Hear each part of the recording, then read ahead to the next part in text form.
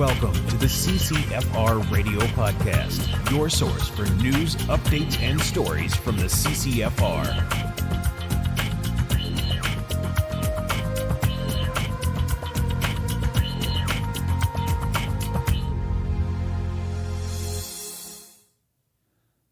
Hey everybody, welcome to episode 150 of the CCFR Radio Podcast. I'm your host, 𝐷𝐿𝐿. Thanks for joining me again. Today on the show, firearm politics are back on the front burner. Also, the Liberal Party has rolled out their public safety dream team. What a circus. Like, wait do you see it? So, I started to talk about clip of the week because I was doing that for the TV show on Wild TV. And you get 3 clips today because it's everything you'd probably expect if you've been following along the firearm-related politics of, in Canada and the Liberals' delivery of it or whatever, right? So anyway, we're going to have a look at these folks and some examples of what makes liberals liberals, I guess. Also, the anti-gunners, all the usual suspects that you would imagine, right? All the people that just have a hate on, a preoccupying, grinding hate for licensed gun owners and Canadian gun culture, legal gun culture. They threw themselves a bit of a party. I guess they're calling it a conference. But everyone was there. It sounds like some kind of bizarre fairy tale or nursery rhyme. But we'll chat a little bit about that and a bunch of other things with Ms. Wilson when she comes on. Anyway, we've got a lot more to talk about. But first, I just want to mention some of the sponsors of the CCFR Radio Podcast. Bullseye North stocks a wide variety of guns, ammo, optics, knives, and accessories from all the big brands and offers free shipping nationwide on orders over $200. Some conditions apply. Sign up for their weekly newsletter to get zeroed in on their weekly deals and live inventory. Bullseye North is your sports shooting superstore. A huge thank you goes out to our great friends over at the Saskatchewan Rivers chapter of Safari Club International. They do a lot of great work over there, including supporting the CCFR and the CCFR Radio Podcast. Check out all their great work at SaskRiversSCI.com. That's SaskRiversSCI.com. CTOMS has been a provider of trauma care training to military and police in Canada for nearly 2 decades. Now this emergency medical training is being made available to a wider audience through CTOMS Academy online courses. This online training is valuable to anyone that pursues sporting or outdoor activities or finds value in being prepared for a crisis. Visit ctomsacademy.skillbuilder.co and use promo code CCFR30 for a 30% discount on all training. And thank you so much to our great friends over at Vortex Canada. They continue to support the CCFR podcast and the CCFR. Can't say enough about them. Check out all their great products at vortexcanada.net. That's vortexcanada.net. Vortex, the force of optics. All right, we are back. So first thing I want to talk to you about is the CCFR did file its injunction application. So it's been filed and being considered by the court as we speak. We have a case management conference October the 4th. So I think if you're watching this the day that the podcast comes out, it was a couple of days ago. But hopefully right now it's being considered by the judge, and the judge hopefully is going to see fit to tell the government to start acting in a responsible manner that you would expect a G7 government to act in. You know what I mean? So obviously it's not us that's forcing the government to renew the amnesty. They would do it anyway. But as I said in the last episode, the reason we're doing this is they should have renewed that 3 months ago. They know they don't have a buyback. They know they're not even close. They should have done it 3 months ago. But instead of doing that, they wait right to the last minute so that Canadians, especially I'd say older Canadians that don't live in politics like we do. Like, this is our job, right? So we know how all this stuff works, and we know when they're going to, that they are going to do it. They have no choice but to do it. But normal Canadians don't even look at politics. Many Canadians don't look at politics at all. And why should they? They should just rest assured that the government is acting in a moral and responsible manner, not like the Liberals, right? I mean, I'm sure some people are still shocked that the Liberals act the way that they act. So we're saying that we want the court to force them to do it in a timely manner. And again, as I mentioned, I know it's a bit of a review, so just bear with me. But the reason I know that people have anxiety and have stress over these things is we get the messages at the CCFR through email. People phone the 1-800 number. And they're like, do I have to surrender my guns? But did I miss the buyback and now I'm not getting money? Or like you'd be surprised how many people just don't follow this stuff and are now panicking. But I guess this is funny to the liberals, right? It's certainly funny to anti-gun organizations and individuals. Oh, they think that's hilarious, right? Because in their minds, they think, well, gun owners just deserve it. They deserve to be lied about. They deserve to have their stuff taken. They deserve to be minimized and mocked. And, you know, like that's just comes, you know, if you don't live your lives the way that we live our lives and you're different, then you just deserve anything that we decide that, you know, we're going to start dishing out on you. So where is all this going? I'm going to start it off with a little bit of fun. We got another crazy poly tweet. All right, check this tweet out. So it says hashtag CCFR, setting the stage to take credit for something that'll happen anyway. It's so obvious that the government can't complete a buyback program in just 6 weeks. It's been 3.5 years, Polly, by the way, but who's counting? And at this point, has no choice but to extend the amnesty. Got to justify all those donations and membership fees, though. Hashtag PR ploy, you know? And it's like, well, I don't know. Are they smart enough? I know it sounds kind of silly to even ask that question, but are they smart enough to understand what we're doing? We're not forcing them to do it. We're forcing them to do it on a reasonable timeline, right? Instead of acting like a bunch of bullies and trying to make people feel small and feel anxious and have that anxiety and that stress, like, oh, we're just going to take your guns anyway. Forget about what we said about the buyback. We're going to let the amnesty run out and we'll just take them, right? There's a lot of Canadians that don't know how this stuff works. So, you know, I think they do know that. Of course they know what we're doing, because what we're doing right now is our job. Our job is to be a group of people that have enough resources and expertise to punch the government in the face 10 different ways when they try to harass or attack gun owners. That's our job. And we do our job every single time, right? And that, of course, that just grinds Pauly's gears, right? That just grinds them. So they have to fling poop or whatever other substance they have in their claws and their little clutches at us at every opportunity. I just think that it's interesting.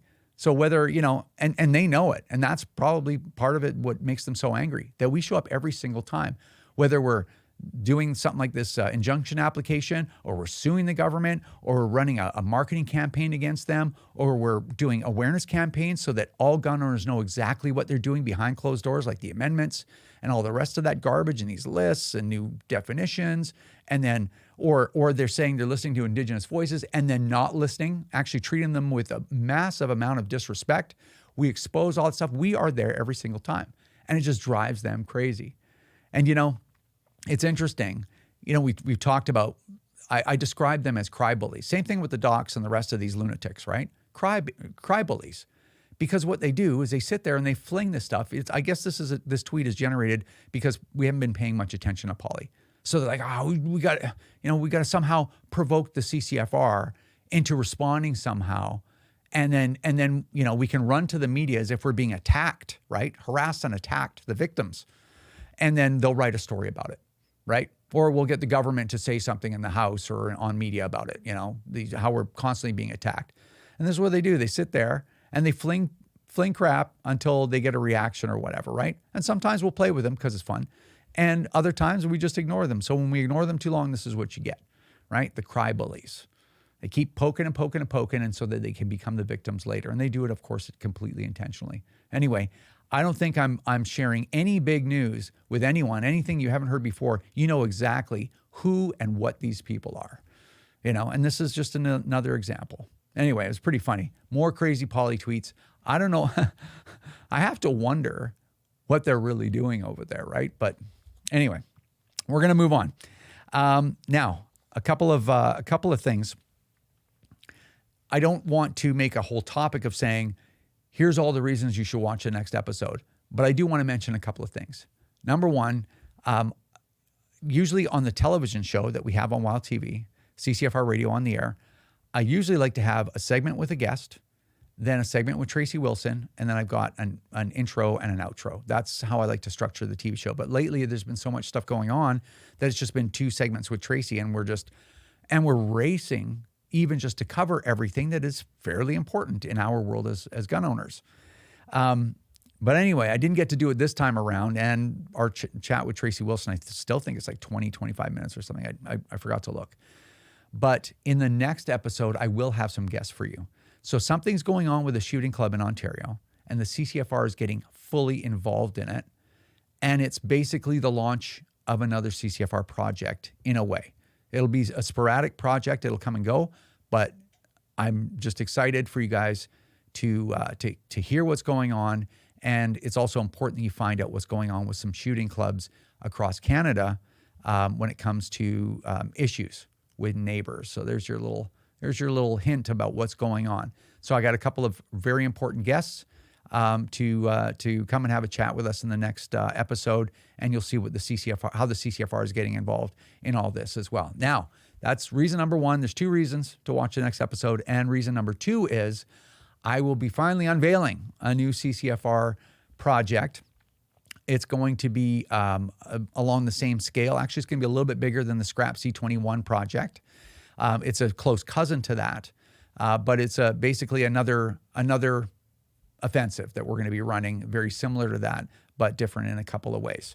So I will be releasing all those details to you in the next episode. So make sure that you are around for that one. Okay. You know what? I'm going to say one more thing in the intro so that I don't have to say it at the end, and I'll just make the outro really quick this time around.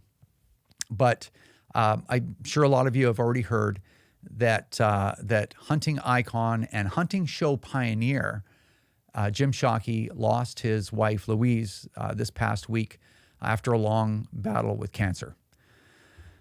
So some of you may know that I have fought that battle twice myself. Many of you out there have fought and are fighting that battle, and that is not a comfortable place to be. So I just wanted to offer my condolences and the condolences of everyone at the CCFR, the members, the staff, the organization in general. Our deepest condolences to Jim Shockey and the Shockey family for their loss. So I did go on Jim's Facebook page and saw a video. Apparently, him and his family have received a huge outpouring of support and messages, and he mentioned that it meant a lot to him. So hang in there, Jim. The community loves you. And again, our deepest condolences for your loss. All right. I think that's all I have to cover for now. So let's get Tracy Wilson on the Skype. All right, via Skype, we've got Tracy Wilson of the Canadian Coalition for Firearm Rights. Wilson! There it is. What's the good word? How you doing? Well, fall is in the air, and so is politics, because both the House of Commons and the Senate have resumed sitting. It's very exciting. Well, it's going to get more exciting, even though we actually have a full list of stuff to talk about. So why don't we jump right in? Can you give us a quick Bill C21 Senate update? Yeah, so as you remember, the bill was sent to committee in the Senate, that's SECD, for study. Now, October 4th, that date may have already passed by the time you're watching this. They had their first meeting where they were basically going to set the agenda for the study of the bill. This is an in-camera meeting, so we don't get to see what's going on, but it's where everybody on that committee will decide how it's going to go, how long it's going to take, and how many witnesses they're going to hear from. So, yeah, we should have more to come on that soon, but yes, they are starting to get working on it. So we're getting to the point maybe where some witness lists will be released, and we'll find out whether we're going to have an opportunity to talk to the Senate of Canada as well, right? Yes, I'm quite confident that we will. But yeah, there's a lot of voices that didn't get to speak to this bill in the House of Commons, didn't get consulted, First Nations, Indigenous peoples, all kinds of peoples. So I would imagine there would be some lengthy lists that need to be going through. Yeah. Okay. Mm-hmm. So we're going to move on because as doing a little digging around and getting ready for the politics season, we did a little bit of research and kind of figured out what our battle space looks like. And we talked previously about the new public safety team for the Liberal government, the dream team that they put forward. One of the members, well, I guess the leader of that team was Dominic LeBlanc, who's a fairly serious MP, and his. They stuck public safety on his existing portfolio. But I think the exciting part, the interesting part is the new parliamentary secretary for public safety, and that is a Liberal MP named Jennifer O'Connell. Yeah. So Jennifer O'Connell has had quite the time in the House of Commons. She's the new parliamentary secretary. So, of course, she also sits on the Public Safety Committee. And, Pickering Uxbridge MP, sort of the GTA area. So, yeah, lots to learn from her. Well, we're going to have a little bit of fun learning about Ms. McConnell, as it were. So I think what we're going to do is I have 3 clips to show in this section with you and I, and we'll call them all Clip of the Week. And that way we've got Clip of the Week. And this one's pretty good. MP Michelle Rempel is asking for an update on, is the gun buyback coming? And if not, what's the update on the amnesty? Why are you guys waiting? Are you going to have a gun buyback in the next 4 weeks, or should you just hurry up and go and extend the amnesty? Anyway, check out the clip and we'll talk about it in a second. And I was hoping that the minister could just provide an update, and also if they could provide an update on the status of the October 30th amnesty, as well as the status of the buyback program. Thank you. The Honourable Prime Minister, Secretary to the Minister of Public Safety, Democratic Institution and Intergovernmental Affairs. Thank you, Madam Speaker, and I thank my honourable colleague for her question. Certainly, the new Minister of Public Safety is working hard with colleagues and his critics across this House to discuss his portfolio, and certainly meeting with the Prime Minister in terms of his mandate. But, Madam Speaker, I think it's important to note that when it comes to gun legislation in this country, Canadians have sent a very clear message that we expect to take dangerous assault rifles off of the streets that were meant to do maximum harm.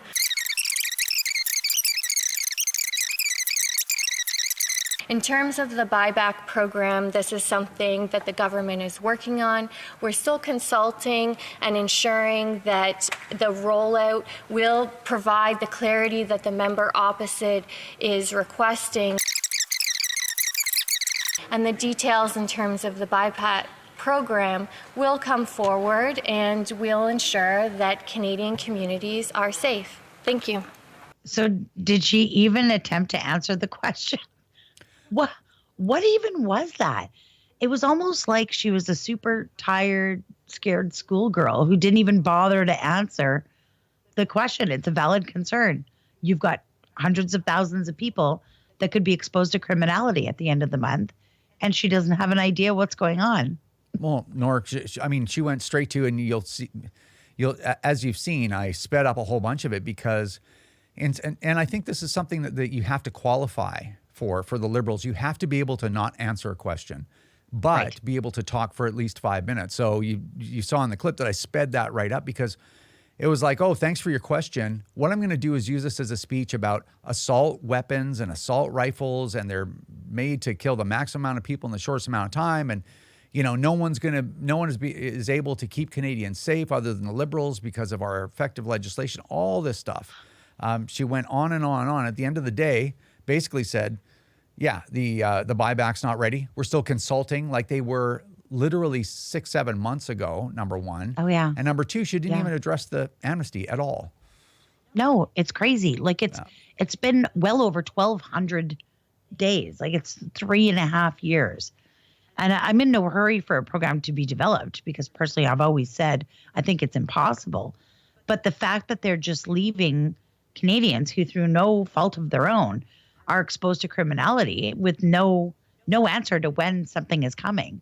It's totally unfair, and exactly why we filed an injunction. Yeah. Well, I mean, she's, and you know what? She's interesting because she was doing the climate change thing on behalf of the Liberals for a while, right? Tough file for a variety of reasons. It's like, we have to make you absolutely broke and destroy your future because climate change. And so she had to defend that. The Liberals threw her out front on during the Chinese interference scandal. Yeah. To get eaten by the wolves because it was indefensible. And she, I watched a bunch of those videos. I captured them all. And she's just somebody that just spews rhetoric. I think she's completely and absolutely incompetent. That's my take on that. That's my opinion. And now they've thrown her on this albatross of a gun file. It's very interesting to me. Yeah, I feel like, I mean, I feel like she's just sort of your token millennial female that they're going to stick into different positions. And like she says a whole lot of words, but actually doesn't say anything, you know? Yeah. Well, she's cut from the Trudeau cloth, I guess. Yeah. But as far as the kind of person she is, as I was looking through all these clips, I found another clip that I found was interesting of her trying to tell the Conservative MPs and by extension Canadians that all this violence is the fault of Conservatives, not of the Liberals. Let me guess, Harper's fault. Yeah, of course it's Harper's fault 8 years later. But anyway, check out the clip. We'll talk about it in a second. To my honorable colleague, I don't know if he was here earlier, but the opposition House Leader, she came in her speech and read out statistics of gun violence. And in fact, she tried to blame Liberals for an increase in violence. However, it's actually under the very legislation that Conservatives enacted with mandatory minimums that saw an increase in crime rates. So could the member speak about... Order. Let's get the question. I don't know. I wear it with a badge of honor. I don't know who upsets the opposition more, myself or the member for Kingston and the Islands. But when it comes to the fact that the Conservatives had failed policies when it came to the criminal justice system, can my honourable member comment on their failures? That's the best you've done. The member for... And in fact, she tried to blame Liberals for an increase in violence. You know, it's always amazing to me just how disingenuous and dishonest and black-hearted a lot of these politicians are. And I mean, you're going to find people that gravitate towards politics to be like that. You'll find a lot of people like that, right? But I find that in the Liberals, it's like they must train people to be like that, to just basically lie in your face when you have all the data and evidence that shows they're lying, and they'll just ignore it and just tell you that it's just gaslighting. It's like a huge part of their approach to politics or approach to even managing the country is gaslighting people. Mm-hmm. Well, and what a terrific, incredible self-own to put herself in the same category as Mark Garrettson. Like, you said it, sweetie. I don't know. Aspiring to be as famous a troll as Mark Garrettson. It's funny. There's something that Mark Garrettson and Jennifer O'Connell also have in common, besides being completely worthless, is that both of them have their replies turned off on Twitter. Of course they do. You and me are the gun lobby. Like, how does it get much more difficult than that, right? Is just be running the gun lobby, right? It's like trying to convince Canadians that, and mainstream Canadians that people need AR-15s and handguns, right? And deal with the need argument. You'd think that we would be the ones that turn off replies. But it's like these are sitting government ministers, and they can't even allow replies because they get destroyed every time that they tweet something. And they tweet enough ridiculous gaslighting tweets that the backlash they get is so intense. The party probably are the ones that said, listen, if you're going to act like this, we can't really stop you, but turn off the replies because people see right through what you're saying. Oh, yeah. They're getting ratioed so hard that they just can't leave replies open. And that also, the problem is when you tweet something out, if every single comment or reply to it is negative to what you said, it's sort of, it erodes at the credibility of what you're saying. So they just solve that by just turning off the replies. Like, hey, I don't have to take any accountability for what I've said or back it up with any evidence. I'm just going to stick it out there, turn off replies, and too bad. I don't know. It's quite a mess. We're not the same. Yeah, it's pretty disgusting. All right, enough about them for now, but we are going to talk a little bit about O'Connell in a second. But SECU has new committee members. So I guess, what does that happen at the end of the year? Is that when does that happen? Do you know? Well, this is a new session, right? So Parliament into a brand new session. You've got Raquel Doncho, who is the public safety critic. She's on leave right now. She's having a baby. Congrats, Raquel.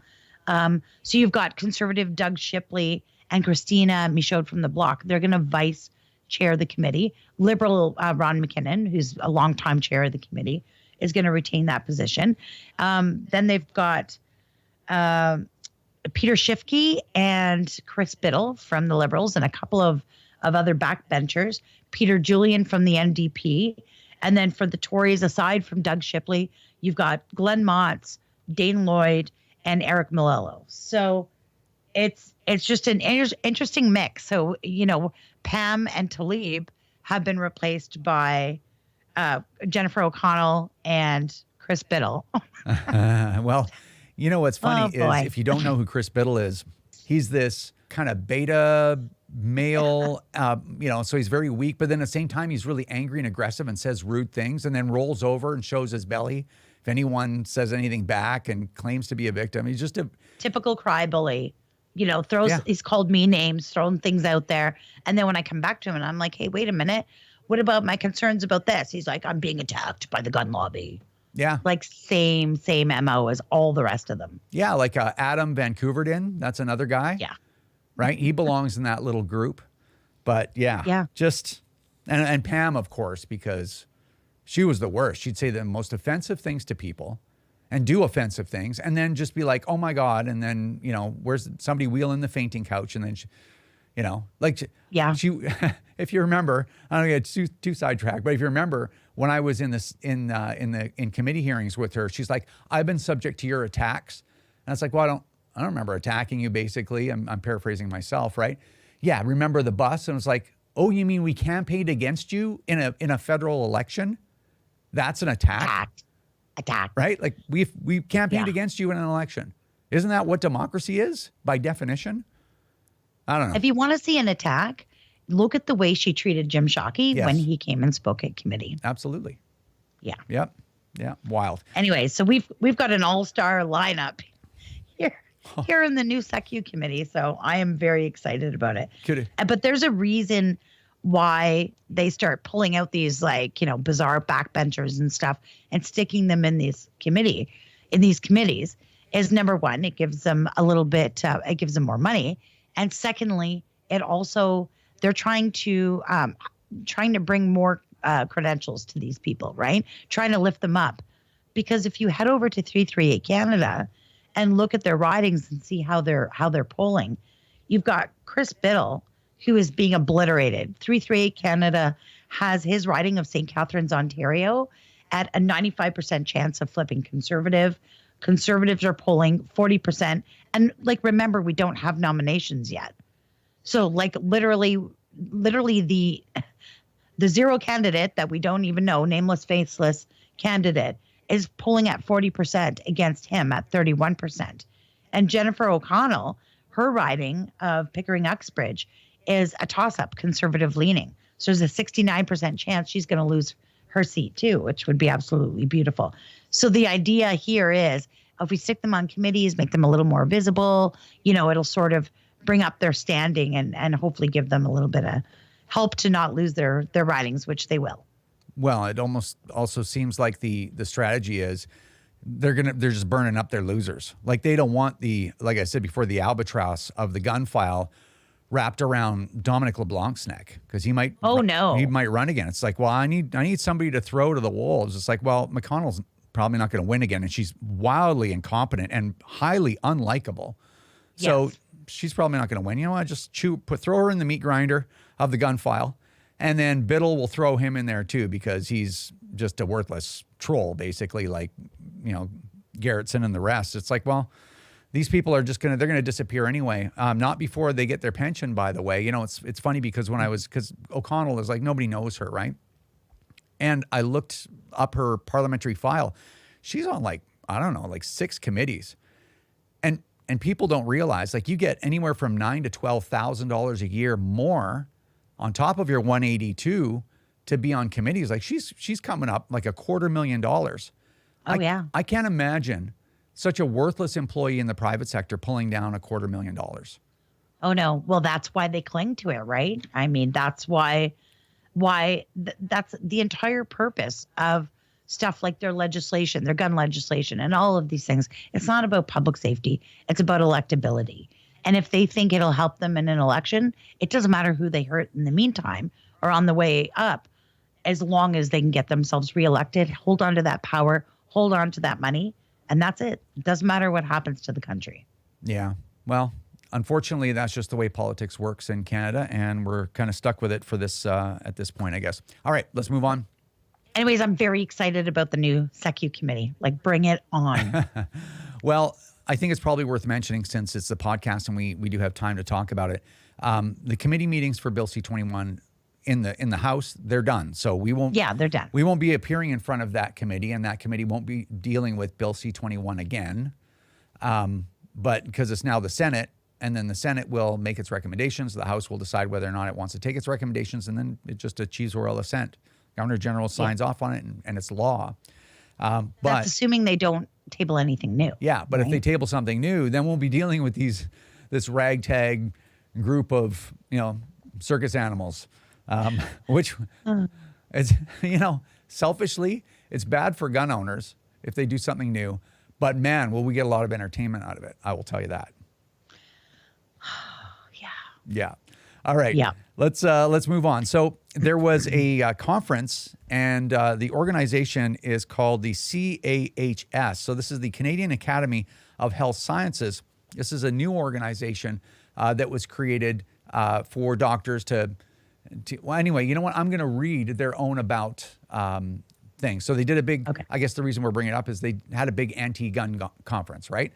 So if you go to their website, which is CAHS-ACSS, I guess that must be the French version, .ca, and you click About, you'll find this little descriptor. It says, this new organization, the Canadian Academy of Health Sciences, was fashioned after the National Academy of Medicine, formerly known as the Institute of Medicine, in the USA. This is a American-style organization U.S. inspired. Here. Yeah, American style. This is like a NRA style thing to provide, and this is the funny part, actually. This is the humorous part.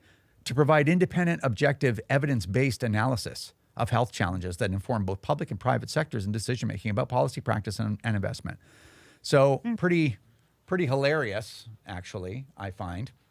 So anyway, the CAHS had a conference on big anti-gun conference, and they had quite a lineup. Why don't you tell us about that? Yeah, well, they had literally 2 days. I was looking at the schedule, and it's actually quite grueling. They had a lot going on, but they had a lot of kind of notorious anti-gunners to put forward on panels. So they had like Dr. Philip Berger, Blake Brown, Ralph Blake Brown, Adam Vaughn, failed Liberal GTA Toronto MP, Frank Graves from Ecos Polling, to do some polling stuff for them.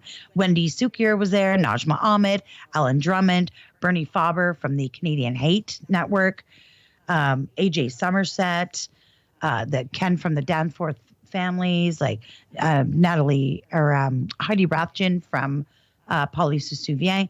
It was like a who's who of the anti-gun lobbyists. So yeah. A big 2-day conference, gala dinner, all kinds of nice stuff. A little confab of people that want to extinguish legal gun ownership in Canada. Yeah, and it's funny. I've actually spoken to a few different academics and doctors who had put forward to speak or appear, like they wanted to be involved in this, evidence-based discussion. And I mean, you would think you would want to hear from a variety of opinions and expertise, but no, they never heard back. Well, for an organization that's looking for evidence-based this, that, or the other thing, whatever, just clearly it's just lip service because they're only interested in one side of the story, only one set of evidence. If there's other evidence like peer-reviewed studies, then but they go counter-narrative, then it's like, oh yeah, we don't need any of that. Like, it's to me, that's just so fascinating, right? It's like how weak is your argument when you have to silence the other side and make sure they never get a word in edgewise. It's a group of entirely unserious individuals taking themselves way too seriously. Yes. Yeah. Yeah. Well, apparently they did have a good laugh. They were reviewing some tweets, gun lobby troll tweets, which I assume was ours. Yeah. So, well, yeah. They had a good laugh. This is a serious medical conference, right? Dealing with matters of public health. And so, of course, they got to bring on one of the docs from Protections of Guns to show mean tweets. Like that's I mean, if you want to know the level that you're dealing with, level of professional, just look at their thing. And they bring in 𝐥𝐿𝐷 to talk about the gun lobby. Like, is the gun lobby part of the public health strategy? Or is it just like, oh, we want to put down the other side so nobody ever listens to them. Don't worry about their evidence. They don't have any. That's why we didn't have them here. Yeah. It's like a big, back rubbing convention. Yeah. Like, well, in this country too, we're having a little bit of a healthcare crisis. We're very short staffed all across the country. I know in every region it's a problem, and, lots of time for this. Oh yeah. Yeah. Absolutely. People don't have family doctors. Some people haven't had a family doctor for a decade. 16-hour waits in emergency rooms, clinics that are stuffed full by 9 a.m. They got to put up a sign that they're not taking any new walk-ins at like 11 a.m. every single day. But you know what? They're not interested in any of that stuff, which is their wheelhouse. They're at a conference, putting up mean tweets from the gun lobby on the screen. Like that's who they are. Yeah. Gala dinners and mean tweets, right? So, absolutely. Good for them. All right, enough about these folks. Okay, I think we covered everything this time around. Yeah, I think we got it. All right, thanks for the update. We'll see you next time. We'll see you then. All right, that's going to do it for episode 150 of the CCFR Radio Podcast. Thanks, everyone, for watching. Really appreciate it. If you've got friends that are firearm owners and they're not watching the CCFR Radio Podcast, share it with them. Tell them that there's an opportunity to find out exactly what's going on that's affecting their ability to legally own and use firearms by watching the podcast every 2 weeks. And we're covering almost everything. I always have more things to cover, but I have to prioritize. There's a lot going on. And so anyway, share the podcast with them. Hopefully they'll enjoy it. We try to have a little bit of fun as well. It's almost like gallows humor. If you're not laughing at all this stuff, you're crying, right? And speaking of which, I want to leave you with this one thought before I let you go. It's kind of important. Everything that we've been through with the Liberals for 8 years, right? Like election interference and scandals and ethics violations and the total destruction of our economy. The destruction of the Canadian dream for millennials and Gen Zs. I think it's becoming pretty clearly obvious that they're not going to live and have the same opportunities as my generation, the Gen Xers, had. Why?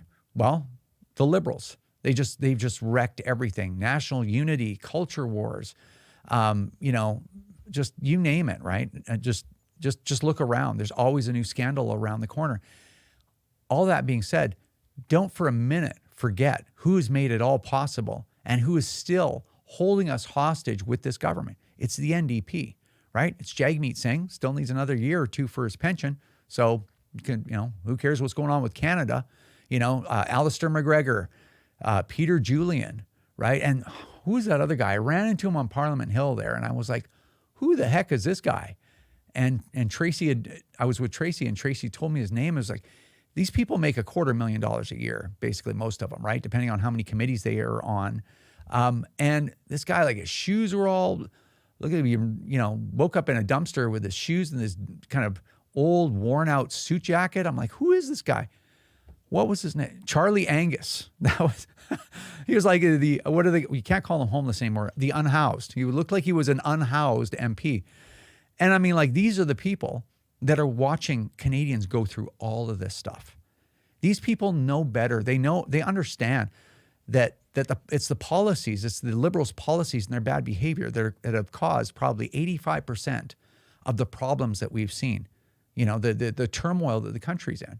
And they're sitting back and they're like, well, if the Liberals aren't in, we're irrelevant. Besides, the NDP are they're in tatters as a political party. They can't even afford to run an election. And those few things that I just mentioned are enough that they're like, you know what? Who cares what Canadians want or what the country needs? We're just gonna hang on. We're gonna keep the Liberals in power. We're not voting no confidence. We'll be irrelevant, And 𝐥𝐿𝐷 would be like, I got to get that pension, man. I don't have enough money. I need more Rolexes or whatever his motivations are. I don't know. I can only speculate, right? But they're keeping the Liberals in for those reasons, not because that is the government that Canada needs right now. So if there's a snap election or you're talking to your friends, whatever, don't forget, the only reason we still have this government in place, this malevolent, horrible government, worse in the history of the country, is because of the NDP and the MPs that are sitting there that have the power to get them out. They're not doing it. So anyway, don't forget the NDP. They have everything to do with all of this stuff. So anyway, all right. Thanks again. Like I said, thanks so much for listening. If you want to become a member of the CCFR, you can find us at firearmrights.ca or ccfr.ca. If you want to donate, you can do that there. If you want to become part of the Insiders group, so the Insiders Club, if just in case you didn't know, if you donate on a recurring basis, and you can do that with, in one kind of click thing, you can donate a recurring donation of $20 or more per month, gets you in the Insiders group. You have access to Tracy Wilson and I for an Insiders meeting on Zoom. Every month we have a draw for prizes. We do 3 draws every meeting, and the meetings run from an hour to an hour and a half, depending on how busy we are. But that's part of the Insiders group there. And we do share some insider information. We did actually in the last meeting, come to think of it. Not sure whether I should have disclosed that, but I did. But anyway, you can do all that over at firearmrights.ca. Thanks so much, everyone, for your support. Take care. We'll see you next time.